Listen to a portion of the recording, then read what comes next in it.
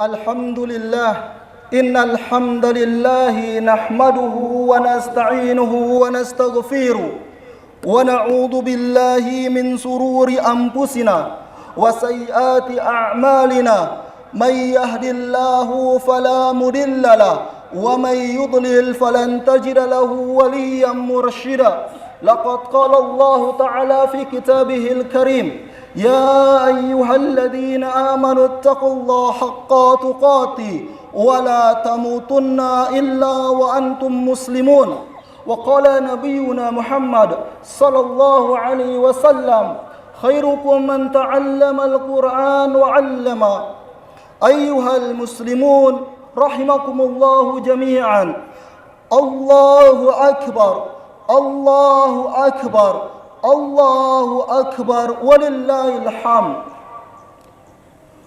Pujian hanya milik Allah Subhanahu wa taala yang telah meringankan langkah kaki kita menuju tempat musalla, tempat kita salat, menuju tempat kita salah satu yang mana diridhoi Allah Subhanahu wa taala.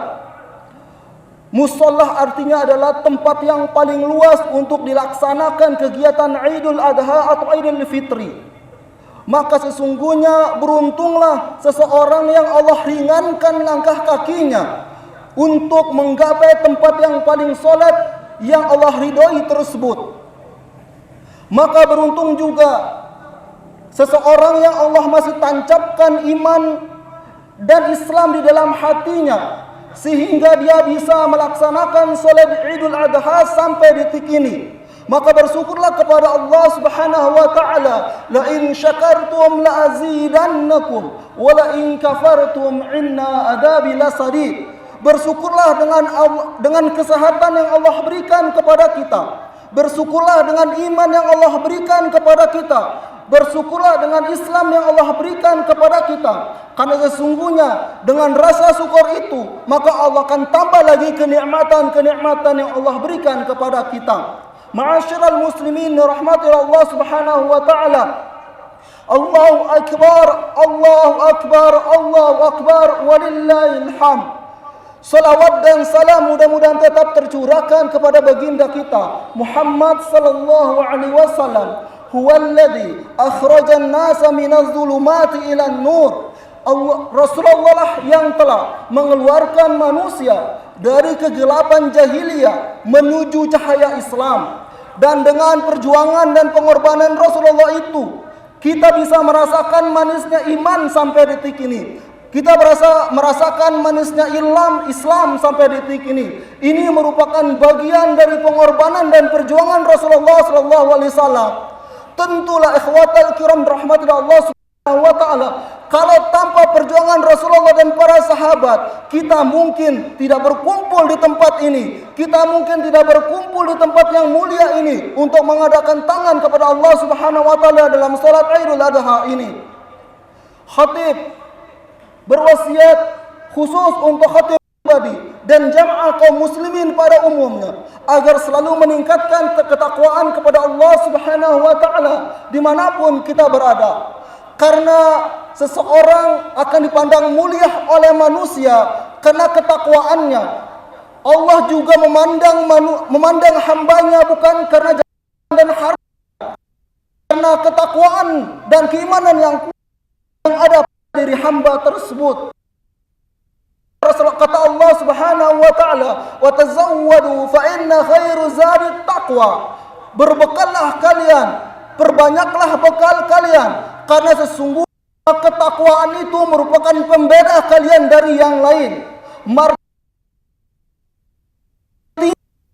Ketika dia tingkatan takwanya semakin kepada Allah Subhanahu wa taala. Maka ikhwatal kiram rahmatillah Subhanahu wa taala, di momentum Idul Adha ini kita tingkatkan ketakwaan kita kepada Allah. Syiar-syiar Islam kita gaungkan lagi. Berkumpulnya umat Islam di sini untuk menyatukan umat, untuk menyatukan kekuatan-kekuatan Islam yang terpecah belah. Bahwasanya sesungguhnya kekuatan kita kuat kalau kita bersatu. Persaudaraan kita kuat kalau kita bersatu. Dan semuanya bersatu demi Allah Subhanahu wa taala, li'ila'i kalimatillah, untuk mencari ridha Allah Subhanahu wa taala. Allahu akbar, Allahu akbar, Allahu akbar, walillahil. Sampai detik ini kita saksikan bagaimana Zionis Israel membantai dan membunuh saudara kita. Sudah hampir 25.000 mereka bantai.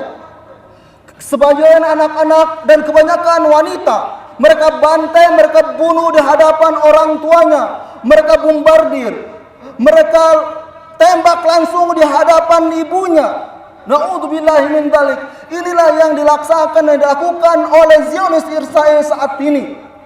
Ada 25.000 kaum muslimin yang sudah syahid insyaallah.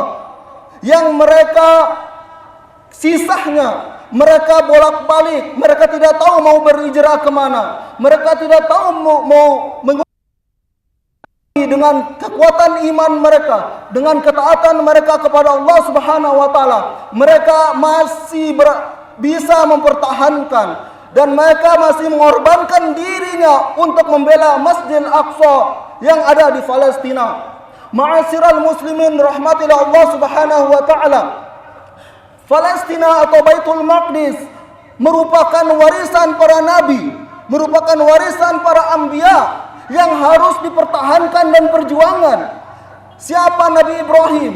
Nabi Ibrahim meninggal di Baitul Maqdis di Palestina. Siapa Nabi Isa? Nabi Isa dilahirkan di Palestina. Siapa Nabi Zakaria? Nabi Zakaria membangun mihrabnya di Palestina.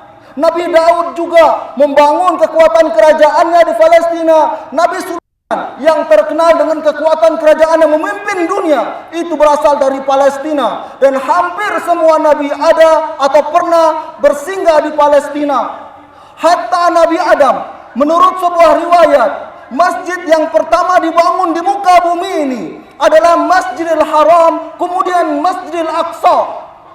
Dua masjid yang pertama dibangun di muka bumi ini adalah Masjidil Haram, kemudian bangun Masjidil Aqsa.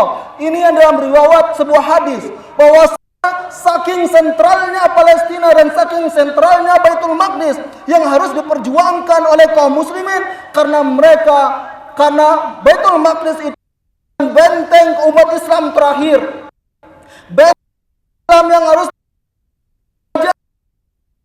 bi amwalikum wa anfusikum fi sabilillah. Wahai kaum muslimin, berjuanglah di jalan Allah, pertahanlah agama Allah, pertahankan Baitul Maqdis sebagai sentral kaum muslimin dengan harta, jiwa dan nyawa kita. Karena sesungguhnya qalbul mu'minin, kata para ulama, qalbul mu'minin, jantungnya umat Islam saat ini, jantungnya umat Islam saat ini ada di Palestina, di Baitul Maqdis. Kalau saat ini Baitul Maqdis dikuasai oleh Zionisme, maka mereka akan mudah menguasai negeri-negeri Islam. Mereka akan mudah menguasai umat Islam sampai detik ini. Akhwatal kiram rahmatillah Allah Subhanahu wa taala. Allahu akbar, Allahu akbar, Allahu akbar, walillahil hamd.